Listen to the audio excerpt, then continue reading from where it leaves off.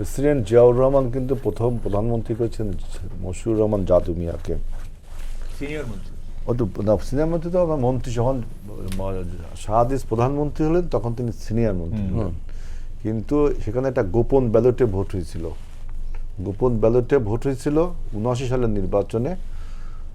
ব্যালটে ভোটে এমপিরা শাহাদিসকে ভোট দিয়েছিল, এবং এই বক্তব্য আছে যারা এই বিএনপির রাজনীতিটাকে অ্যানালাইসিস করছে, গবেষণা করে যে বইগুলো বের হচ্ছে বা মার্কেটে, দেখবেন যে প্রেসিডেন্ট জিয়াউর রহমান চেয়েছিলেন মশিউর রহমান যাদু মিয়া যেন প্রধানমন্ত্রীটা হতে পারে, কারণ উনি তো গণতন্ত্রে বিশ্বাস ছিল।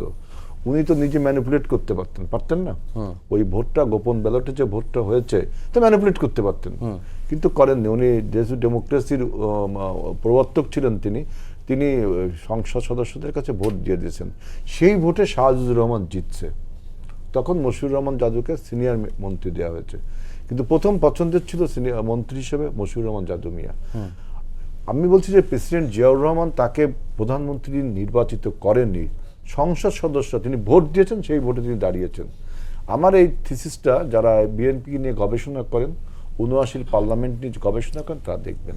সুতরাং আপনারা হরে দরে যেভাবে সবাই বলে দেন প্রেসিডেন্ট জিয়াউর রহমান রাজাকারদেরকে মূল্যায়ন করেছেন না, তিনি বাংলাদেশি জাতীয়তাবাদটা কেন করলেন, যে বাংলাদেশের 55-26 বর্গমাইলে যারা বসবাস করেন সবাই মিলে আমরা এক এবং ঐক্যবদ্ধ বাংলাদেশি জাতি। মাল্টিপার্টি ডেমোক্রেসি করলেন, মাল্টিপার্টি ডেমোক্রেসির পরে জামাতও আসলেন, বামপন্থী কমিউনিস্ট পার্টি যেগুলো গোপন ছিল তারাও আসলেন, সবাই আসলেন, অর্থাৎ জাতিকে ঐক্যবদ্ধ করেন। জাতি গঠন করা খুবই প্রয়োজন ছিল তখন, রাষ্ট্র গঠনের আগে তিনি জাতি গঠন করেছেন।